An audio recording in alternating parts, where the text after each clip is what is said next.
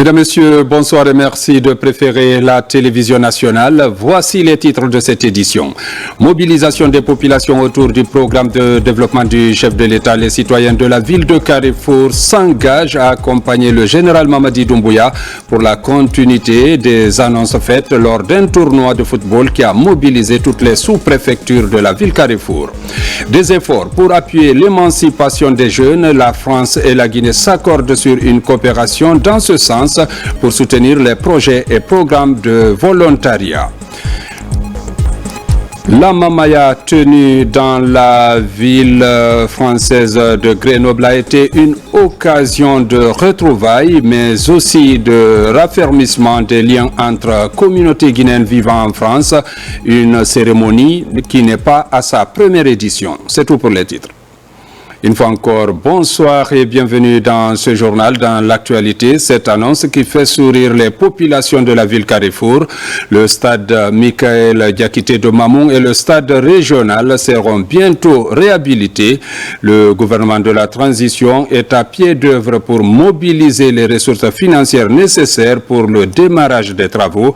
L'annonce a été faite à la faveur de la finale du tournoi de football doté du trophée du chef de l'État général Mamadi Doumbouya, où l'équipe de la sous-préfecture de Tolo est sortie victorieuse. La finale de ce tournoi a mobilisé plusieurs membres du gouvernement. Le compte-rendu avec Mamadou Patebaldé.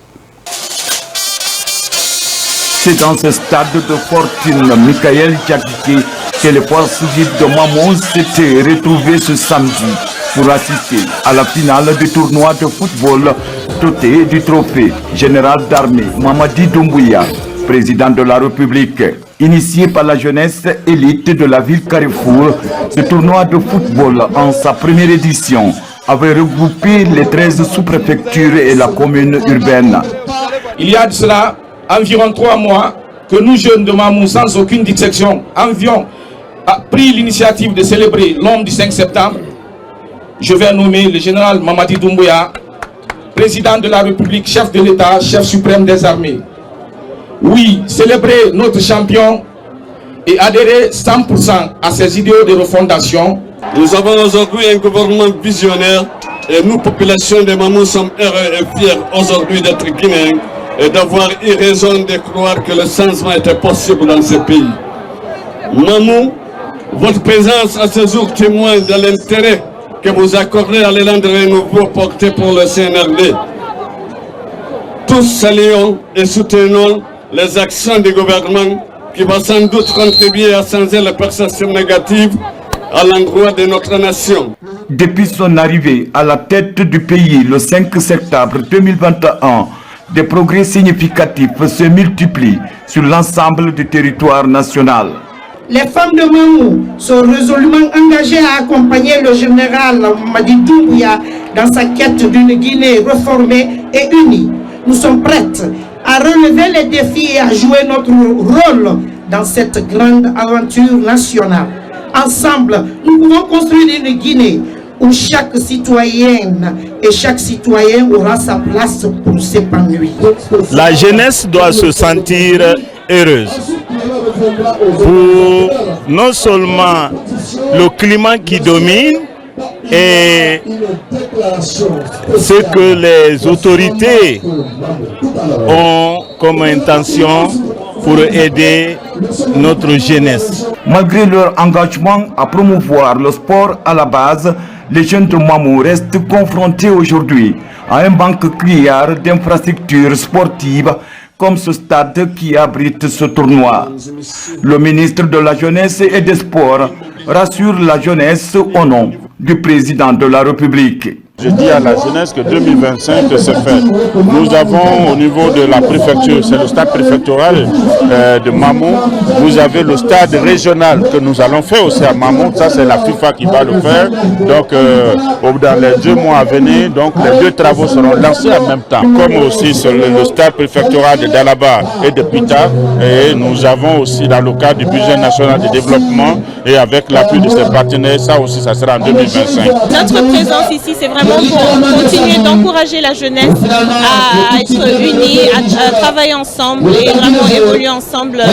Donc la présence de tout le monde ici, il y a eu un grand rassemblement, nous sommes vraiment contents. Le président de la transition, le général d'armée Mamadi Doumbouya, à qui ce tournoi porte le nom, a été représenté par une forte délégation gouvernementale conduite par le ministre de l'Urbanisme, de l'Habitat et de la récupération des domaines spoliés de l'État. Aujourd'hui, le gouvernement est en train de bâtir un programme de développement socio-économique durable appelé le programme Simandou 2040.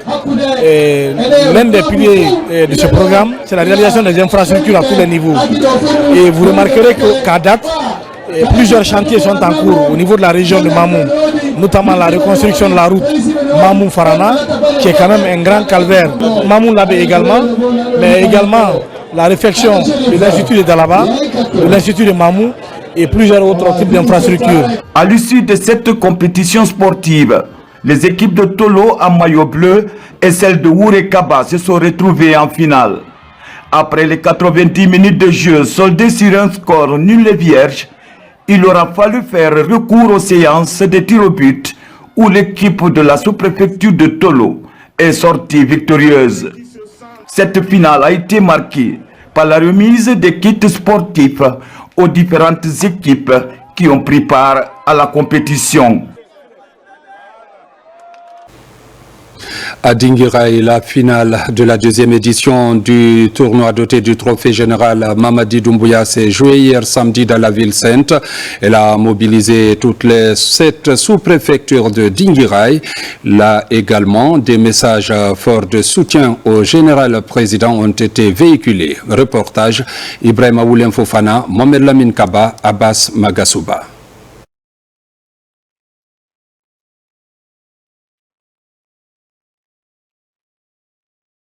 Les habitants de Dinguiraï, au cœur de la refondation, proclament le général président Mamadi Doumbouya, citoyen d'honneur, et la ville de Dinguiraï comme la capitale du CNRD.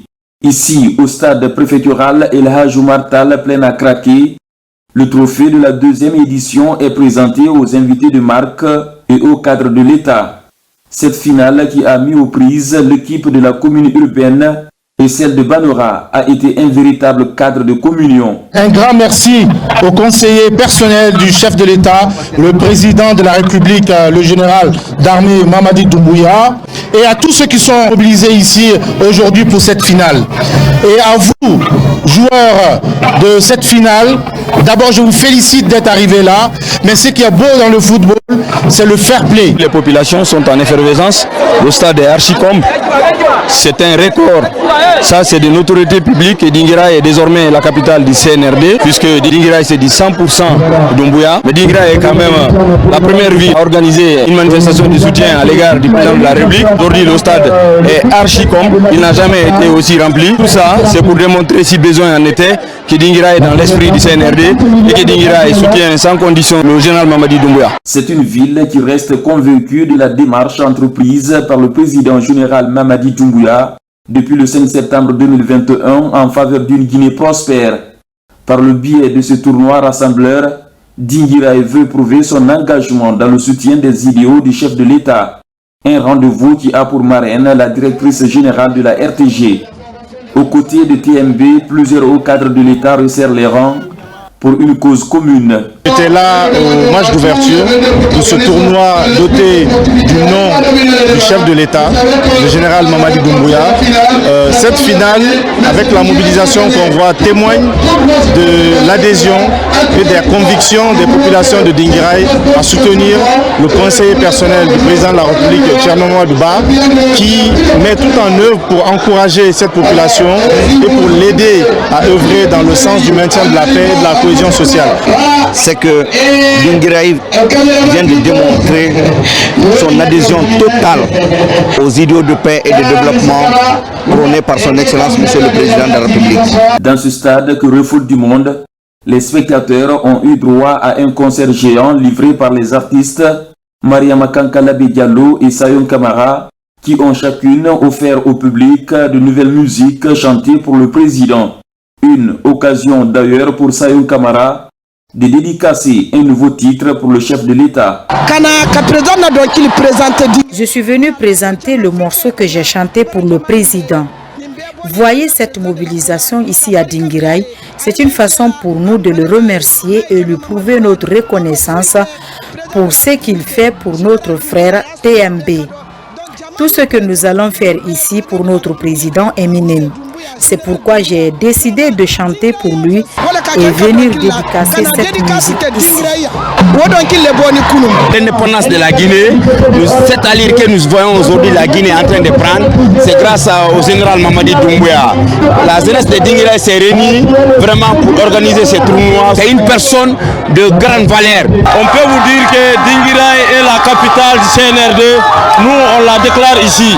Si tout dans ce pays-là aujourd'hui, tout le monde est en train de soutenir le général, Dinguiraye, c'est du 1000%. C'est notre souhait que le général n'a qu'à continuer ses actions et n'a qu'à se porter comme candidat et nous, on le soutient. Ici, c'est Dinguiraye qui gagne tout court, même si le score final est 1-0 pour la commune urbaine face à la commune rurale de Banora. Un tournoi de fair play pour toutes les 8 équipes de la compétition. Une compétition où plusieurs prix sont décernés avec 50 millions de francs pour l'équipe gagnante. Un cadre de ferveur qui laisse de bons souvenirs dans la cité historique de l'Haj Martal.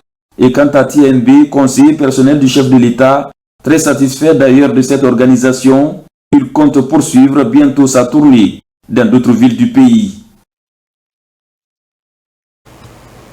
Et puis cette projection du film sur les acquis du CNRD au quartier Yimbayabouji, une nouvelle stratégie pour informer et sensibiliser les populations sur les efforts des autorités de la transition. Le programme est piloté par les membres du Nouvel Élan pour une Guinée unie et prospère. Reportage Marwan Kamara, Ousmane Ouatt Sissé. Depuis l'avènement du CNRD, une véritable course contre la montre est lancée pour doter la Guinée d'ouvrages de franchissement modernes et adaptés aux défis du moment. Ici, au quartier Yimbayabouji, cette initiative de développement est reconnue par les membres de Nouvel Élan pour une Guinée unie et prospère. À travers la projection d'un film sur les acquis du CNRD, il compte informer et sensibiliser les populations à adhérer aux idéaux des autorités en place. La coordination a constaté un grand progrès depuis le 5 septembre 2021. Vous voyez un peu partout les chantiers, les routes qui sont faites. Et vous voyez qu'il y a eu plus de 20 000 jeunes fonctionnaires qui sont embauchés. Avec tout ce qui a été fait en 3 ans, ne peut pas laisser le bon Guinéen, je dis bien le bon Guinéen indifférent. Cette vision des autorités de la transition s'est matérialisée aujourd'hui par l'ouverture de nombreux chantiers à travers tout le pays. Un programme de refondation soutenu et accompagné par les membres de Nouvel Élan. On a décidé de faire de notre mieux en faisant la sensibilisation, en mettant tous ces acquis aux yeux de la population. Quand on parle sans les montrer ou mettre à leurs yeux que tout ce que le président fait, ça n'a pas d'impact. Donc on a décidé de faire une vidéo projection sur tous les acquis, les projets en cours, les projets qu'il est en train de réaliser et le projet dans le futur. Cette soirée de reconnaissance des bienfaits des autorités a connu la mobilisation des jeunes de Yimbaya et des quartiers environnants. Les membres de Nouvel Élan comptent élargir leurs activités à d'autres lieux publics de Conakry. Soutien aux actions du chef de l'État toujours dans la région forestière après 2 semaines de compétition. L'équipe de Massanta est sacrée championne du tournoi de football doté du trophée général Mamadi Doumbouya.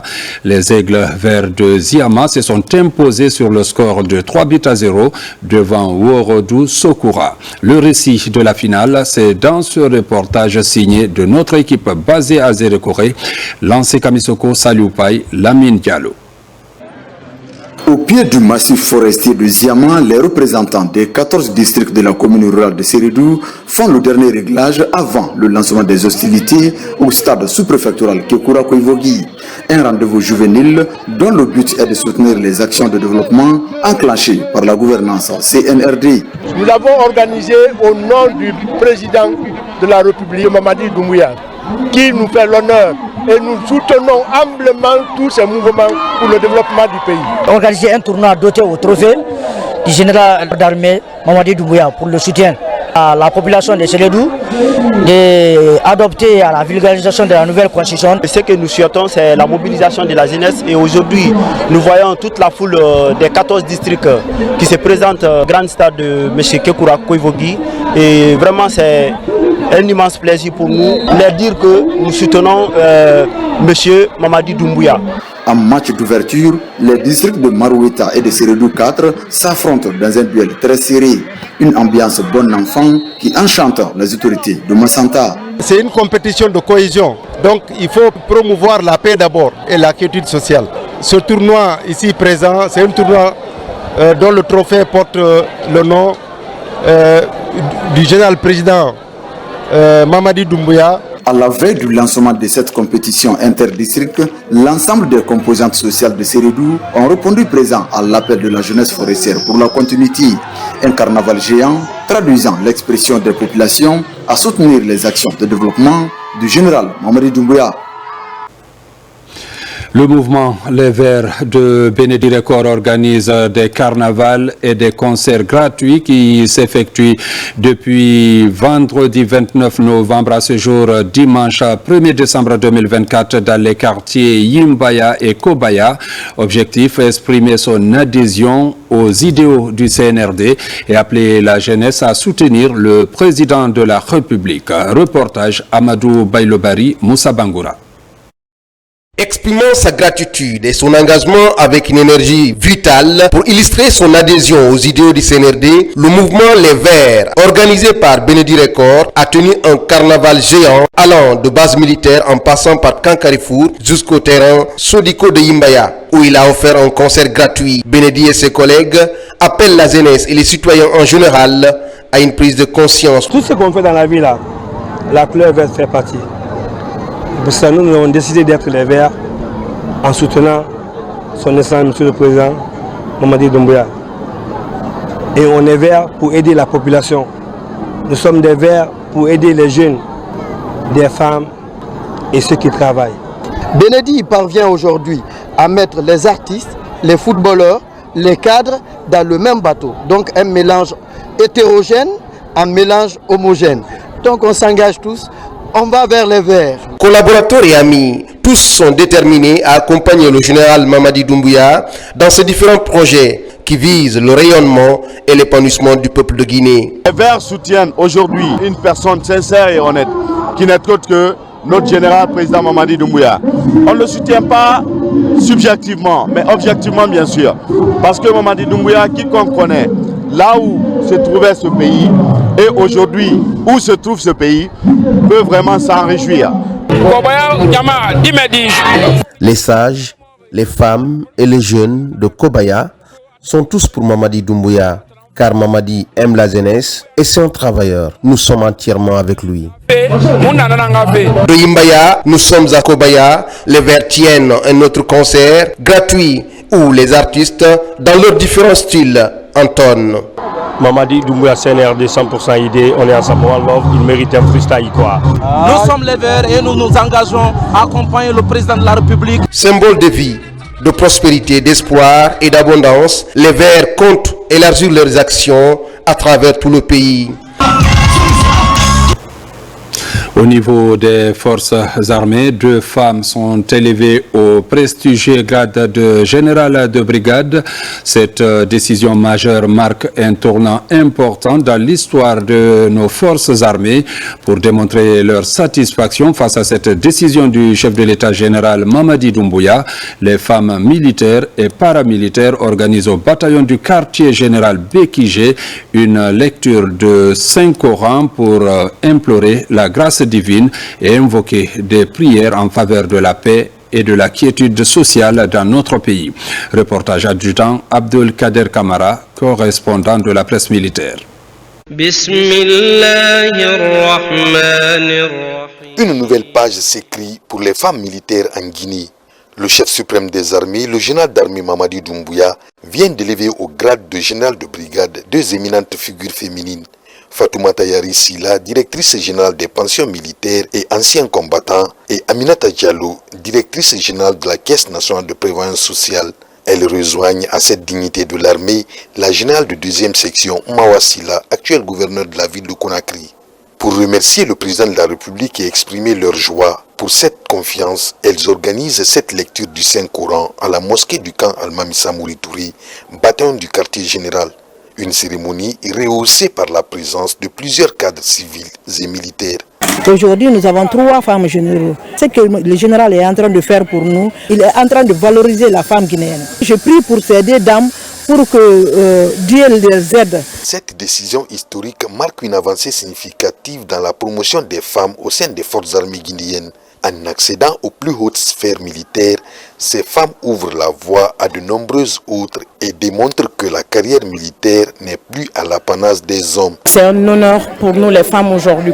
La cour elle est remplie de femmes pour venir réellement nous encourager et être avec nous et remercier le président de la République pour l'initiative qu'il a eu à faire pour l'émancipation de la femme dans l'armée guinéenne. Merci infiniment pour ce qu'il est en train de faire. Aujourd'hui, tout ce qu'il fait, il met son premier plan d'abord, c'est les femmes. Ça se répercute sur notre pays aujourd'hui.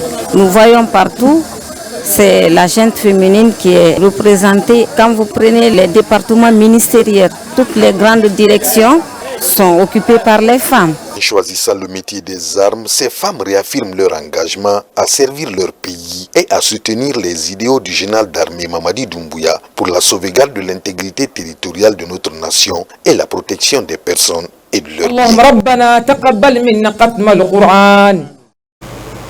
En dehors du pays, le ministre de la fonction publique est au Canada. Dans la ville de Québec, Faya François Bouronneau veut s'inspirer du modèle de gestion et d'enseignement de l'École nationale d'administration publique du Québec. Avec les responsables de cette institution d'élite, il a été question d'établir un partenariat durable devant faciliter l'opérationnalisation de l'École nationale d'administration de Guinée. Envoyé spécial Mamadi Terna Kamisoko. Créée en 1969 par le gouvernement du Québec, l'École nationale d'administration publique ENAP est spécialisée depuis plus d'un demi-siècle dans la formation dans les grands domaines de l'administration publique. En visite au Canada, le ministre du Travail et de la fonction publique est reçu dans cette école d'excellence. La visite de travail est loin d'être fortuite. La Guinée, qui veut rendre opérationnelle son École nationale d'administration, ambitionne de s'inspirer du modèle québécois. Un voyage d'études qui augure de belles perspectives pour le pays. L'École nationale d'administration publique du Canada est l'une des meilleures écoles de formation en gestion publique et en administration publique au monde. Ils ont des expériences pratiques, ils connaissent le contexte guinéen pour avoir réalisé l'étude de faisabilité pour la création de cette école. Donc notre présence ici, c'est de relancer et de mettre en place un cadre stratégique de partenariat pour accélérer la mise en place de cette école à travers un appui technique, une expertise qu'ils vont mettre à notre disposition sur les contenus des programmes, la formation des formateurs, les outils de gouvernance de l'école et tant d'autres axes. En présentiel, tout comme par visioconférence, les différents responsables de l'ENAP ont présenté à la délégation du ministre Bouronneau l'organisation, le fonctionnement et la mission de l'institution. On est très heureux de recevoir la délégation dirigée par le ministre du Travail et de la fonction publique.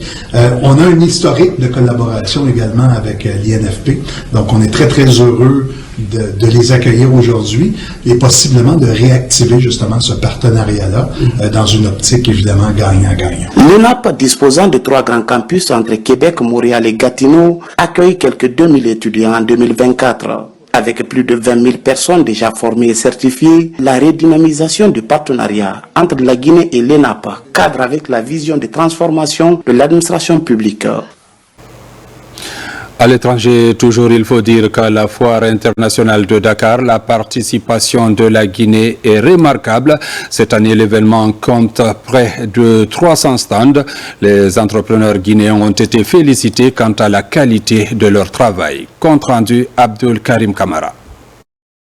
À la foire de Dakar, la Maison de la Guinée polarise cette année les attentions. L'occasion pour le public de découvrir les richesses en termes de produits et services du pays invité d'honneur. Des trésors qui aujourd'hui rivalisent dans des secteurs d'activité. Mais pour ces entrepreneurs guinéens, renforcer ses potentialités reste la base essentielle pour vendre la destination Guinée. Nous remercions Madame la ministre de nous avoir donné l'opportunité de sortir en dehors de notre pays.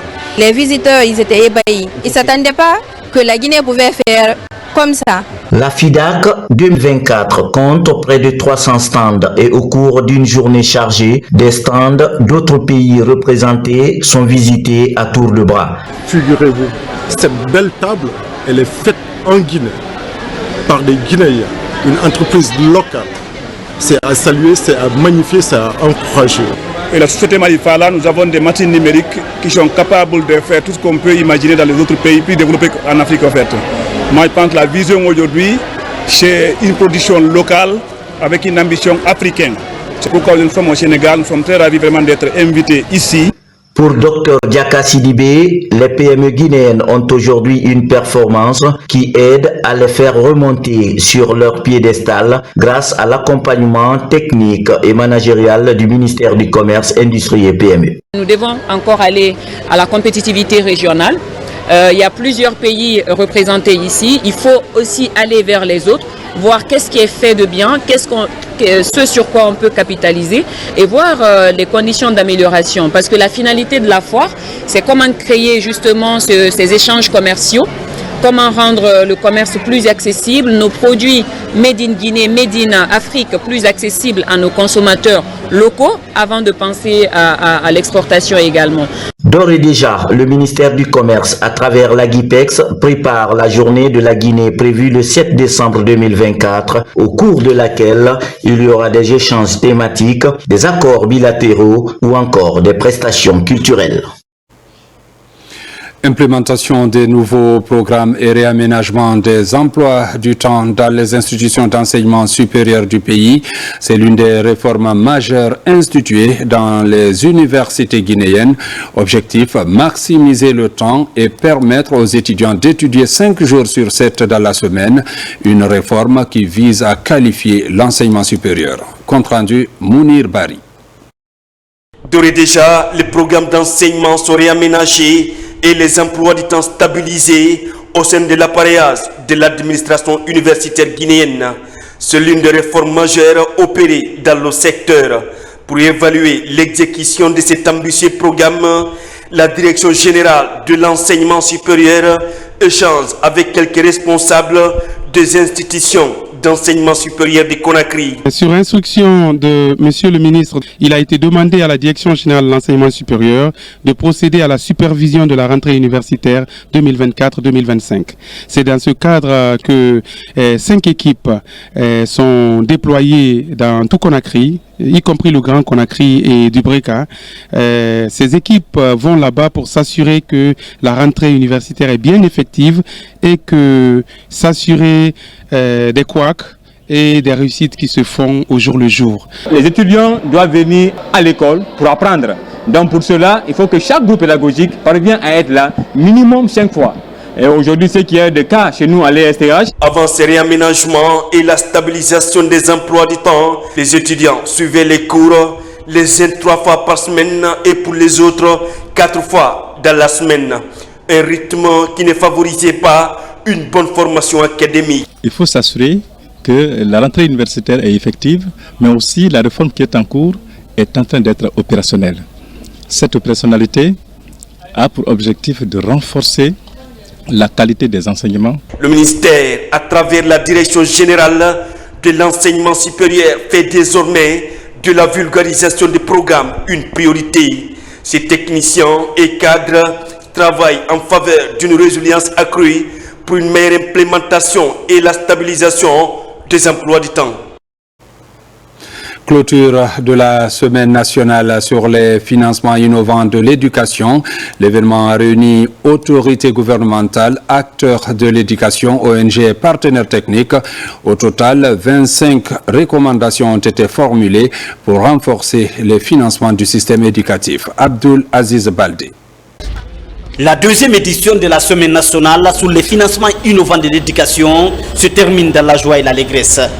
Au terme de 3 jours d'échange sur les mécanismes de financement du système éducatif en Guinée, les porteurs du projet ont passé au peigne fin tous les défis qui assaillent le secteur. Dans la foulée, la bonne foi se matérialise et plusieurs partenaires décident d'œuvrer auprès de l'État pour le repositionnement de l'éducation nationale. Le groupe UMS place la responsabilité sociétale et des entreprises au cœur de sa stratégie, avec pour priorité de soutenir l'éducation, renforcer les infrastructures locales et promouvoir un développement durable. Ecobank ne serait pas fermé à un partenariat pour porter la nappe très haut et très loin. Pendant ces 72 heures de travaux, plusieurs recommandations ont été dites pour l'amélioration des conditions d'apprentissage. Des doléances qui retiennent l'attention du gouvernement et les participants repartent rassurés. Je parle à l'attention de l'ANAF. Il faudrait très rapidement initier une loi permettant de mettre en place un fonds qui va soutenir le système éducatif. Tout ce que nous avons dit et que nous avons ici écouté à travers les panélistes, il faut trouver le mécanisme de financement. ANAF, Agence nationale de financement de l'éducation, est la promotrice de l'événement. Le programme vise à rassembler des acteurs de divers horizons pour explorer des solutions concrètes pour renforcer les financements éducatifs. Nous avons surtout exploré des solutions innovantes capables de garantir un financement durable, équitable et inclusif pour répondre aux aspirations légitimes de nos enfants et de nos jeunes Guinéens. Cette semaine nationale sur les financements innovants de l'éducation est aussi une opportunité de mettre en place les stratégies de mobilisation, mais aussi de partager les objectifs à financer. La finale du concours national de beauté Miss Guinée 2024 s'est tenue ce samedi à la plage Camayen en présence de plusieurs membres du gouvernement et personnalités placées sous le patronage de la première dame Madame Lauriane Doumbouya et sous le thème Investir en faveur de la femme, actrice de la transformation économique, une édition pour promouvoir la beauté physique et intellectuelle des jeunes filles. Reportage Fatoumata Kourouma.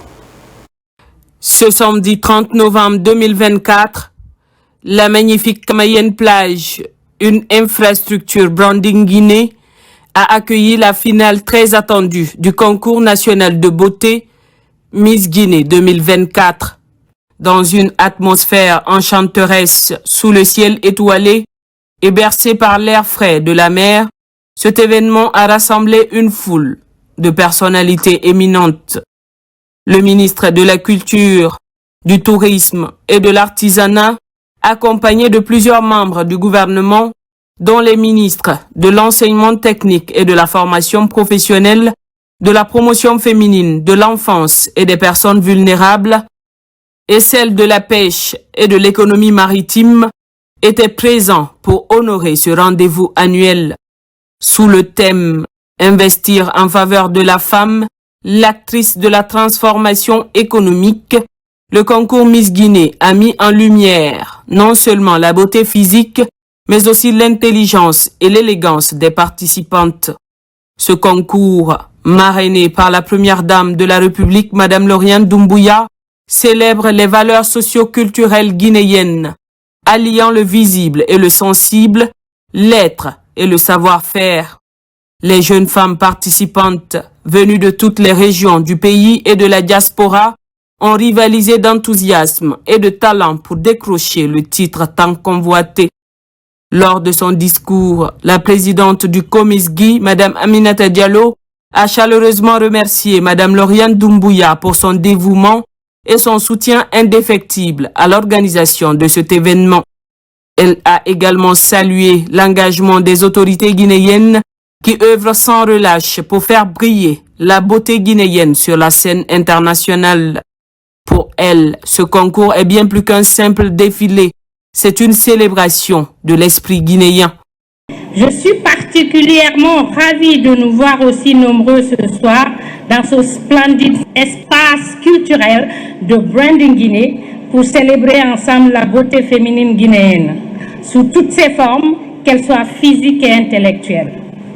En ce moment solennel, je tiens à exprimer ma profonde gratitude à Madame Lauriane Doumbia, première dame de la République et marraine du concours Miss Guinée, pour son engagement indéfectible envers les jeunes femmes guinéennes et pour son soutien à l'organisation de cette édition. J'exprime également tous mes remerciements à son Excellence Monsieur le Président de la République, le général d'armée, Mamadi Doumbouya, pour son soutien constant à toute activité promouvant la femme guinéenne. Le concours Miss Guinée joue un rôle stratégique dans l'atteinte des 3 objectifs du Branding Guinée. Sur le plan de l'investissement, l'événement valorise le rôle des femmes comme actrices de la transformation économique de nos sociétés en attirant l'attention sur les initiatives entrepreneuriales féminines et en stimulant l'intérêt des investisseurs. En termes de culture, Miss Guinée est une vitrine pour présenter la richesse culturelle de la Guinée à travers ses traditions, sa diversité et ses valeurs. Enfin, le tourisme bénéficie de la promotion des sites naturels et historiques, renforçant la visibilité internationale du pays comme destination touristique majeure. Par ailleurs, le projet que nous avons l'honneur de piloter avec le soutien du ministre de la Culture, du Tourisme et de l'Artisanat constitue un véritable vecteur de création d'emplois et de valeur ajoutée pour l'économie nationale. Le ministre de la Culture, du Tourisme et de l'Artisanat, Moussa Moïse Silla, pour sa part, a souligné que Miss Guinée ne se limite pas à la beauté physique, mais qu'elle promeut également l'intelligence et l'élégance des candidates, tout en mettant en valeur les riches et diverses cultures de la Guinée. Il a rappelé que cet événement annuel s'inscrit parfaitement dans les idéaux de refondation prônés par le chef de l'État, le général Mamadi Doumbouya, et s'aligne avec les objectifs du programme Simandou 2040. C'est un événement qui a été à la hauteur de nos attentes. Nous avons assisté à une belle cérémonie avec une cérémonie d'ouverture époustouflante, majestueuse. Je pense que le comité Miss Guinée, le comité Miss Guinée est à féliciter et j'en profite pour remercier le président de la République, remercier le ministre de cabinet, le ministre secrétaire général de la présidence, remercier également le premier ministre, l'ensemble des membres du gouvernement pour tous les efforts fournis afin que Miss Guinée soit aujourd'hui une institution. Nous avons assisté pas seulement au couronnement de la plus belle femme de Guinée, nous avons assisté également à la consécration de la beauté intellectuelle de la femme guinéenne, puisque des projets ont été présentés. Et je pense que le comité et les membres du jury ont fait un travail formidable. Du fond du cœur, je pense que cette édition elle est de loin la meilleure. Le clou de la soirée fut sans doute les différentes phases de défilé en tenue traditionnelle et de soirée, ainsi que la présentation des projets des candidates. À l'issue de cette compétition, le jury a couronné Tigidon Keberete comme Miss Guinée 2024, accompagnée de 2 dauphines. Ces lauréates ont reçu des récompenses généreuses, incluant une somme d'argent importante, un terrain et divers cadeaux offerts par les sponsors et les partenaires. Je suis très contente, je suis très fière parce que j'ai travaillé dur pour ce projet. Et je suis fière aussi de mes sœurs qui sont ici à côté de moi parce que nous sommes des ambassadrices, nous ne sommes pas que des ambassadrices de beauté. Nous représentons la femme guinéenne, la détermination, la force et l'engagement de la femme guinéenne. Et je sais qu'avec mon trio, nous ferons de grandes choses. Pour clôturer cet événement mémorable, les prestations artistiques des compagnies et artistes talentueux de la Guinée, tels que le groupe Circus Baobab et les chanteurs Saifon Baldé, KOD ainsi que Sidiki Diabaté venu du Mali, ont enchanté le public avec leur chorégraphie spectaculaire, leur musique envoûtante et leur danse vibrante, rendant cette soirée inoubliable pour tous les présents. Dans le cadre de la lutte contre le chômage des jeunes en Guinée, le ministère de la Jeunesse, à travers l'Association nationale du volontariat, a signé un partenariat avec France Volontaire. L'accord porte sur le renforcement des échanges entre les deux pays, notamment par l'envoi réciproque des jeunes volontaires dans les deux pays. Le point avec Moussa Komara. Engagé à occuper sainement la jeunesse et à trouver une réponse efficace et efficiente à la problématique du chômage, le ministère de la Jeunesse et des Sports multiplie les assauts. Avec France Volontaire, il est question de sceller un partenariat pour redynamiser l'Agence nationale de volontariat jeunesse afin de favoriser l'insertion socio-économique et professionnelle des jeunes. Nous sommes très ravis de ce partenariat qui va nous permettre aujourd'hui d'évaluer comment nous travaillons dans le système de volontariat au niveau régional, au niveau de la Guinée, au niveau même international. Et ce protocole d'accord aussi relance la réciprocité entre les deux pays. Nous, notre souhait, c'est de mettre en avant comment le volontariat peut être un facteur d'insertion pour la jeunesse guinéenne et de rapprochement entre la France et la Guinée. Et nous pensons que faire venir des jeunes volontaires ici en Guinée, permettre à des jeunes Guinéens de vivre l'expérience du volontariat en France, c'est très riche pour valoriser toutes les compétences de nos jeunes et leur donner des compétences supplémentaires pour l'avenir. Ce partenariat signé entre France Volontaire et l'Agence nationale de volontariat jeunesse intervient un mois après celui du Corps de la paix. Il va offrir des opportunités aux jeunes Guinéens de capitaliser des compétences hors du pays. C'est un accord extrêmement important, bien que, vous connaissant ce que la France représente, nous n'avons pas de barrière de langue. Et sans barrière de langue, dans l'espace francophonie, on pourrait beaucoup déployer nos compatriotes pour aller apprendre et revenir. L'objectif affiché, façonner l'avenir des jeunes à travers le volontariat. Plus de 4000 jeunes seront recrutés et formés pour porter main forte aux communautés dans différents secteurs. Le comité Jeunes Mon Avenir d'abord vient de tenir son assemblée générale ordinaire. Le bilan exercice à 2024 a été passé en revue et les projets et programmes pour la nouvelle année projetés. La santé, la bonne gouvernance et l'éducation seront les priorités dans les différentes zones d'intervention de cette organisation non gouvernementale. Reportage Falilou Diallo. Ils sont jeunes et ambitieux, mais comptent désormais jouer leur partition dans l'édification d'une Guinée nouvelle. Ils, ce sont les jeunes du comité Mon Avenir. D'abord, cette assemblée générale est le début d'une longue aventure pour une jeunesse au service de la nation. Déjà, nous avons recruté et déployé des animateurs qui travaillent dans les communautés, qui accompagnent les structures de santé à la base. Et aussi, nous participons aux activités d'abord du projet Notre Santé et tout ce qui est formation des réco en partenariat avec le ministère de la Santé. À travers cette assemblée, ça montre que CEJMAD est en train vraiment de respecter la gouvernance interne de l'ONG.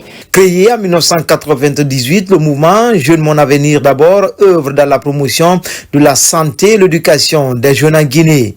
Plusieurs projets et programmes ont été déjà réalisés dans cette optique.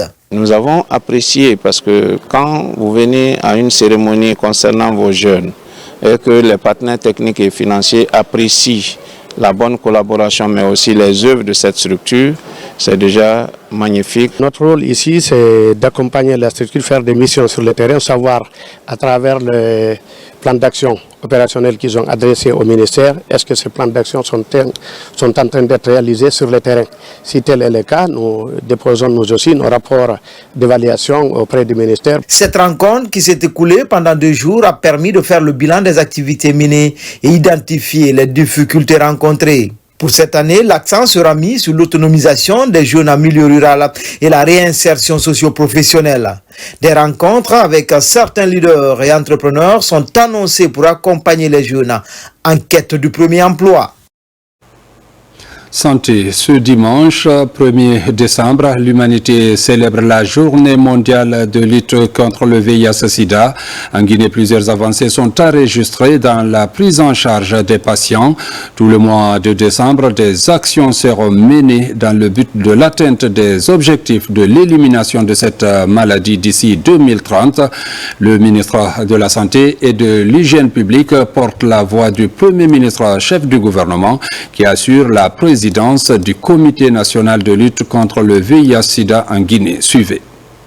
Chers concitoyens, ce 1er décembre 2024, la République de Guinée, comme tous les autres pays du monde, célèbre la 36e journée mondiale de lutte contre le sida.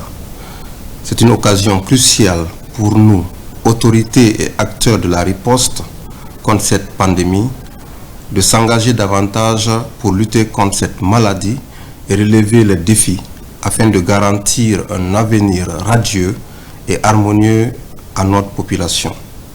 En ce jour mémorable, je m'incline pieusement devant la mémoire des victimes du sida et je rends un vibrant hommage aux personnes vivant avec le VIH qui supportent le poids de la maladie depuis plusieurs années, ainsi qu'à toutes ces personnes qui se battent au quotidien pour éradiquer ce virus dans notre pays. Pour cette année, le thème choisi est « Suivons le chemin des droits ».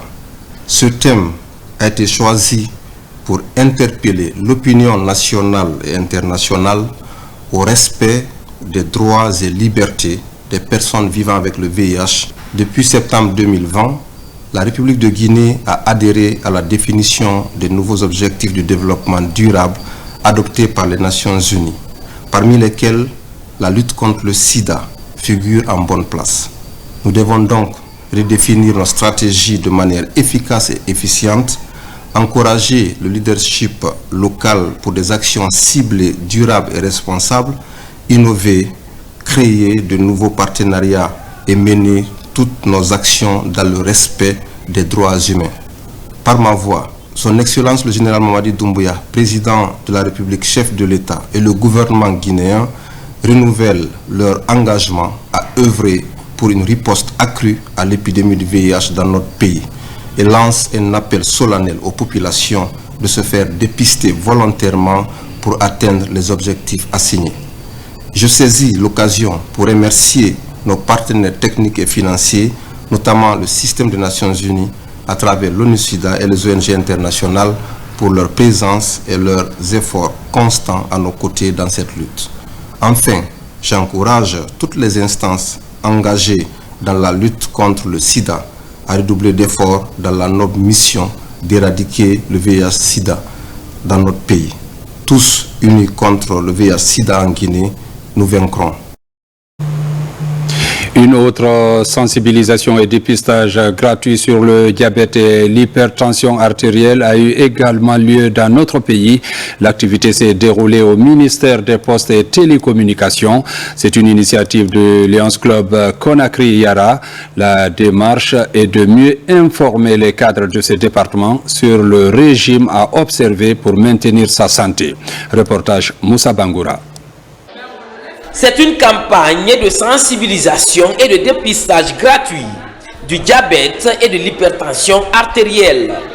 Ici au ministère des Postes et Télécommunications, agents et cadres du département sont tous mobilisés. Le Lions Club Conakry Yara pilote les activités. C'est pour prévenir et agir ensemble contre ces maladies. Le diabète et l'hypertension, c'est le paquet des mêmes maladies. On a donné conseil pour le régime alimentaire, éventuellement comment les hommes doivent se comporter par rapport à les modes d'alimentation et le mode de cuisson aussi. On a juste parlé de manger à l'heure, accompagner chaque repas à un fruit naturel. On a parlé des légumes aussi, parce que les gens n'en consomment pas. C'est à l'occasion de la journée internationale du diabète que cet événement a lieu.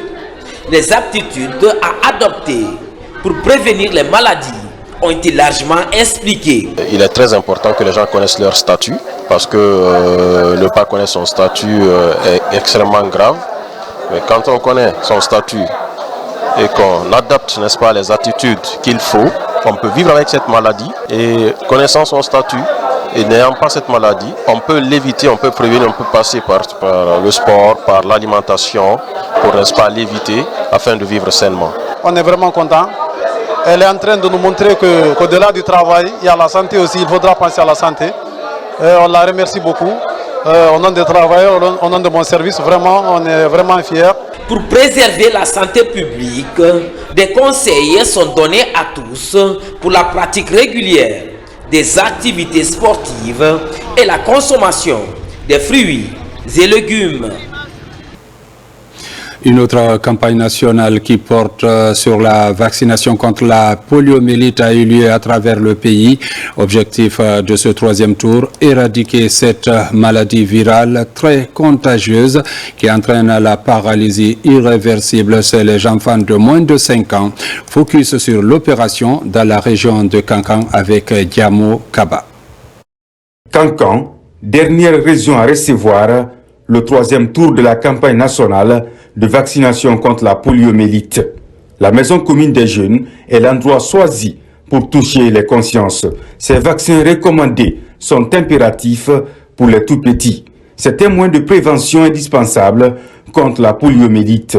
La poliomyélite reste une menace pour nos communautés.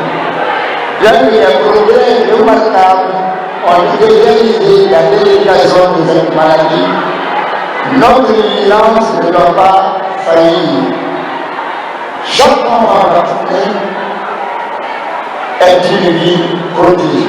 Ensemble, travaillons pour atteindre les objectifs fixés par l'initiative mondiale pour l'éradication de la poliomyélite et relevons les défis identifiés. Ce troisième passage de la campagne nationale de vaccination contre la poliomyélite est une lueur d'espoir pour nos communautés et pour la santé de nos enfants de moins de 5 ans. Ce problème de santé publique mobilise l'Organisation mondiale de la santé et autorités du département de tutelle pour afficher les nouvelles recommandations internationales afin d'aider le personnel soignant à protéger les enfants. La Guinée est parvenue cette année à signer l'initiative pour l'indépendance vaccinale.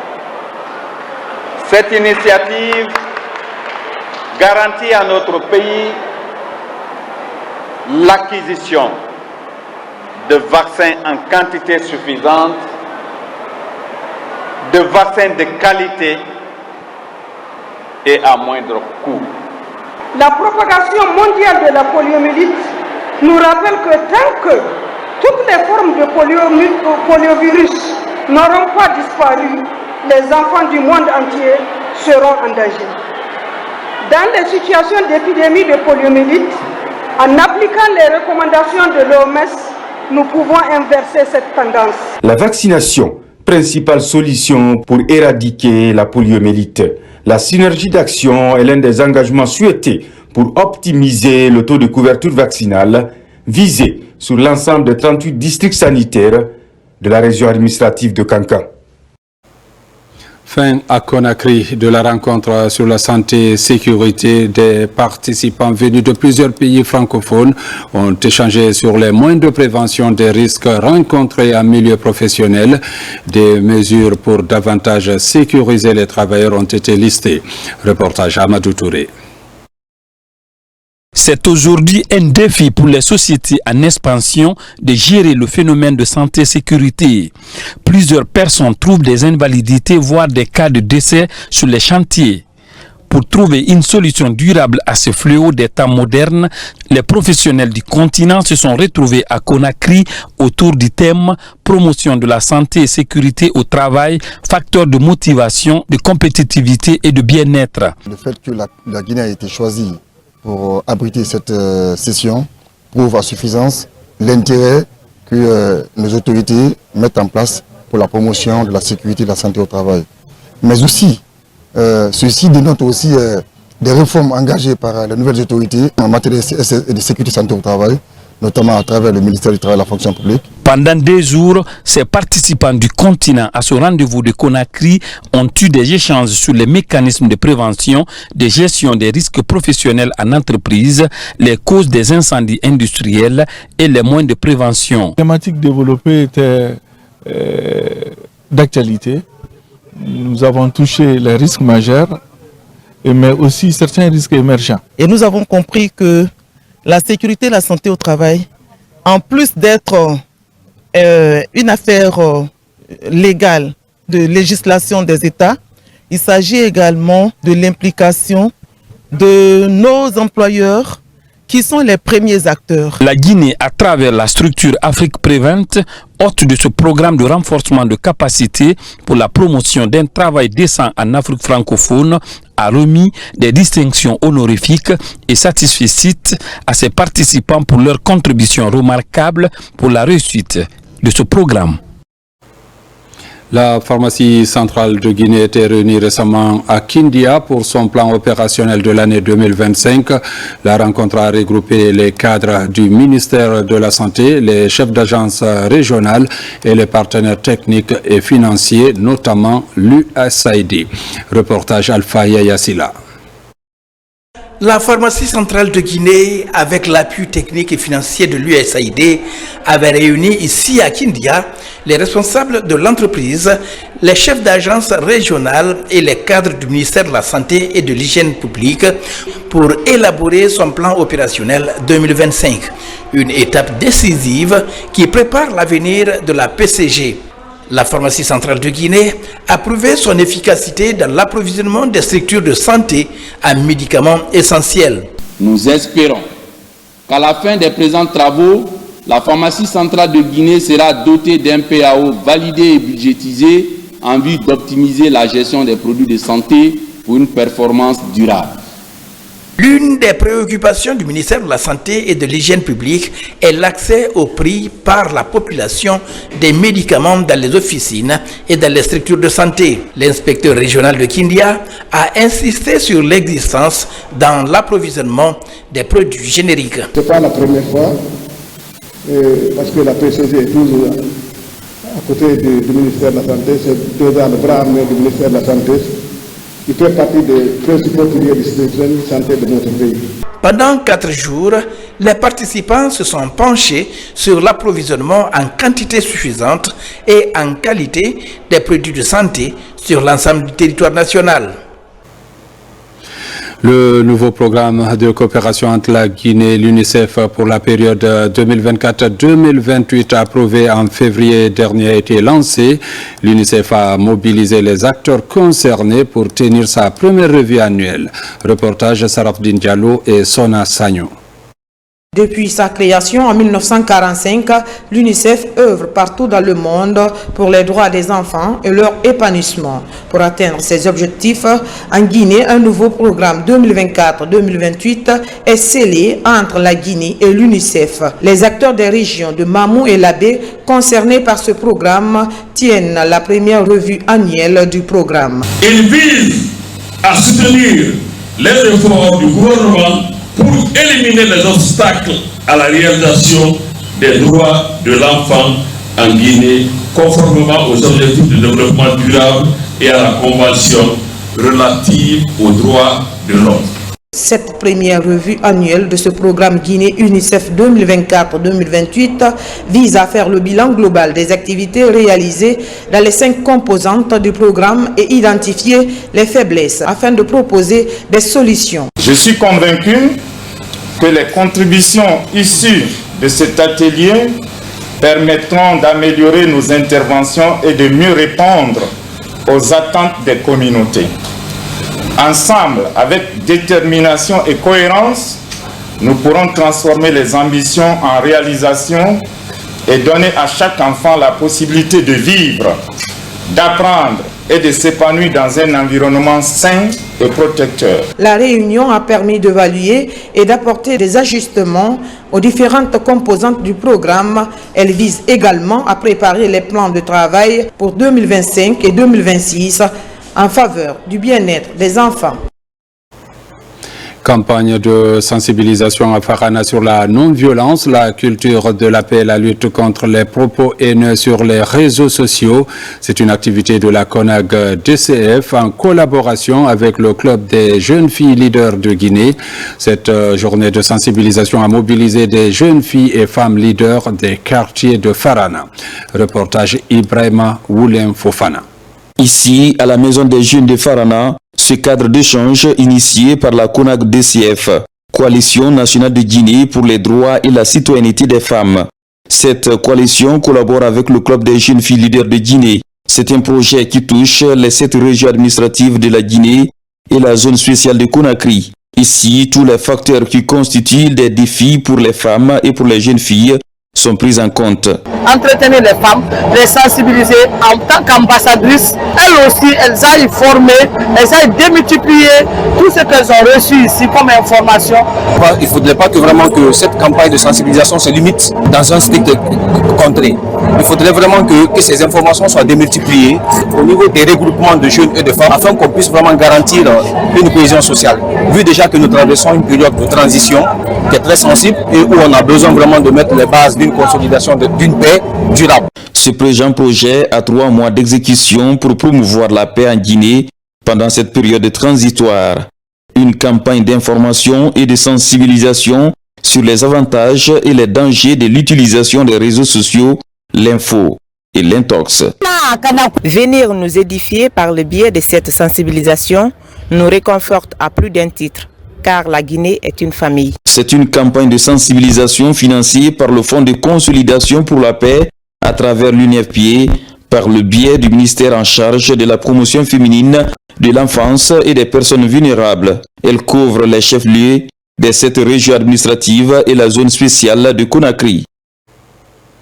Les acteurs de la chaîne pénale et autres agents évoluant dans la lutte contre les mutilations génitales féminines de la région de Bokeh, Kindia et de Conakry viennent de bénéficier d'une formation sur les instruments juridiques en vue de réduire le taux de prévalence des mutilations génitales féminines dans ces régions. C'est en prélude à la tenue des audiences foraines prévues très prochainement en Guinée pour punir les auteurs de ces pratiques. Reportage Younoussa Tawel Kamara. Bientôt la tenue des audiences foraines relatives aux mutilations génitales féminines en Guinée. En prélude à cet événement, les professionnels de la chaîne pénale et autres travailleurs sociaux de la région de Bokeh, Kindia et de Conakry sont en conclave pour renforcer davantage leurs capacités. Il s'agit pour ces magistrats, officiers de la police judiciaire, gendarmes et acteurs évoluant dans la lutte contre la mutilation génitale féminine d'harmoniser les idées afin de freiner ces pratiques néfastes à l'égard des filles et femmes. Il a été jugé nécessaire d'organiser cet atelier d'échange entre professionnels de la chaîne pénale et acteurs de la protection pour dissuader nos communautés dans ces pratiques néfastes qui affectent la santé de nos filles et femmes. J'ose croire que cette session de formation permettra non seulement le renforcement des capacités des acteurs de protection à travers ce partage d'expériences entre vous, acteurs de la protection, mais aussi d'avoir une meilleure compréhension des enjeux juridiques, socio-culturels et médicaux. La bonne maîtrise des instruments juridiques, notamment le code de l'enfant et le code pénal, mais aussi la stratégie de sensibilisation des communautés sont entre autres sujets débattus durant les 3 jours de formation des professionnels de la chaîne pénale et acteurs sociaux ici au gouvernorat de Bokeh. Je suis ravie de voir ici les autres femmes en uniforme et d'autres acteurs aussi. Ça démontre que c'est en conjuguant nos efforts, en mutualisant nos efforts, qu'on pourra arriver à éradiquer définitivement ce fléau. Aujourd'hui, nous sommes là avec les représentants de l'action sociale, avec les magistrats, pour que dans un atelier comme celui-ci, nous essayons de mettre ensemble ou de partager ensemble nos acquis, nos expériences en termes de l'organisation des audiences foraines. Cette rencontre d'échange et de partage d'idées pour mener une croisade contre les mutilations génitales féminines est une initiative du ministère en charge de l'enfance avec un appui technique et financier de l'UNICEF. Tourisme, le département, à travers l'Office national du tourisme, s'attelle à la vulgarisation des tests législatifs et réglementaires. C'est pour mieux réguler le secteur afin de permettre aux acteurs d'offrir des services de qualité et d'en tirer profit. La cérémonie a mobilisé toutes les parties prenantes. Ousmane Ba, Mamadou Djoumaba. Le tourisme, un véritable levier de croissance économique. Pourvoyeur d'emplois et de devises par excellence, le tourisme durable nécessite des cadres et agents compétents maîtrisant les textes qui régissent le secteur. Les textes existent mais restent méconnus, d'où l'initiative du ministère en charge du tourisme, à travers l'ONT, de vulgariser les textes législatifs et réglementaires en faveur de l'ensemble des acteurs de la chaîne. C'est l'occasion pour que les différents acteurs de la chaîne de valeur de notre secteur aient l'occasion ensemble de prendre connaissance de ce qui réglemente ce secteur, de rencontrer ceux qui sont à la base de cette réglementation en termes de rédaction, d'échanger avec ceux qui sont à la charge de la mise en œuvre de cette réglementation et enfin de pouvoir donner leurs avis et commentaires. Nos ambitions sont grandes. Nous comptons engager prochainement, dans le cadre de la facilitation, une grande campagne de sensibilisation aux faits politiques qui va viser une cible plus large, touchant la population, les corps habillés, les autorités locales, les transporteurs et les décideurs politiques. Hôteliers, restaurateurs, agences de voyage, structures fêtières, forces de défense et de sécurité ont tous répondu présents. La maîtrise des outils permettra aux acteurs de travailler dans le respect des règles de l'art. Avec le soutien de notre ministère de tutelle, nous avons élaboré un programme ambitieux qui inclut la vulgarisation des textes sur l'ensemble du territoire national. Les travaux qui débutent ici aujourd'hui ne s'arrêtent pas à Conakry, mais ils vont se poursuivre dans plusieurs régions, notamment Zérékoré, Kindia, Kankan, Sigiring, Koya et Dubreka. Les textes restent normatifs et dynamiques. Leur méconnaissance demeure une tare à corriger, puis fédérer les idées et les énergies afin de faire du tourisme l'affaire de tous. Grande retrouvaille de la communauté guinéenne vivant en France pour communier autour des valeurs communes de vivre ensemble et la valorisation de l'identité culturelle, un idéal poursuivi depuis 5 ans par les promoteurs de la Mamaya de Grenoble. C'est en France. Reportage Fodé Camara. Dans un décor très coloré, la 6e édition de la Grande Mamaya de Grenoble a tenu toutes ses promesses. Cette année, la Moyenne Guinée était à l'honneur. Loin de la mère patrie, ces grandes retrouvailles annuelles viennent réchauffer les liens au sein de la diaspora guinéenne. Une diaspora très attachée à la mise en œuvre des plateformes de valorisation du riche patrimoine culturel de la Guinée. Je suis très satisfaite et très honorée que le Fouta soit mis à l'honneur. Pour moi, c'est la première fois qu'on me demande d'être ambassadrice d'une telle cérémonie. Et représenter le Fouta pour moi, c'est un privilège, c'est une chance aussi. Dans une chorégraphie pleine de grâce et empreinte de synergie dans les moindres détails, la danse Mamaya est une forme d'invitation à l'unité d'action.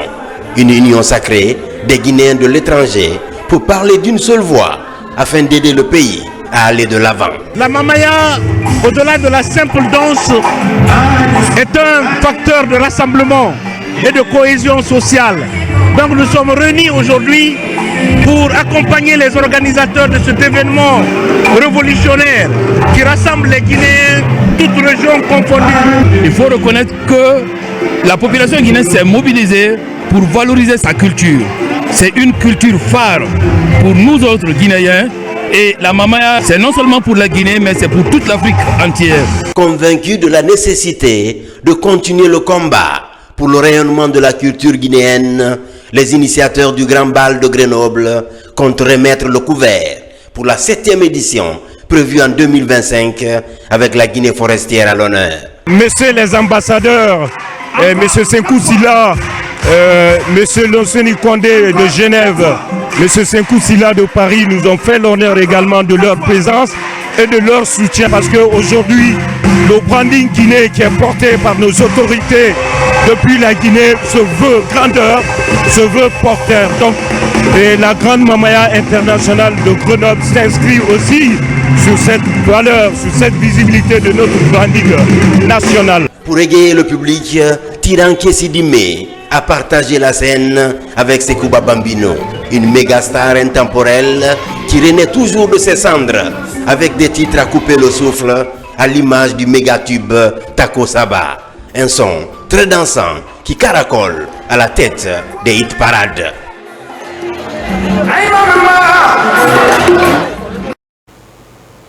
Mesdames, Messieurs, c'est la fin de cette édition. Merci de l'avoir suivi et bonne suite de programmes sur la télévision nationale.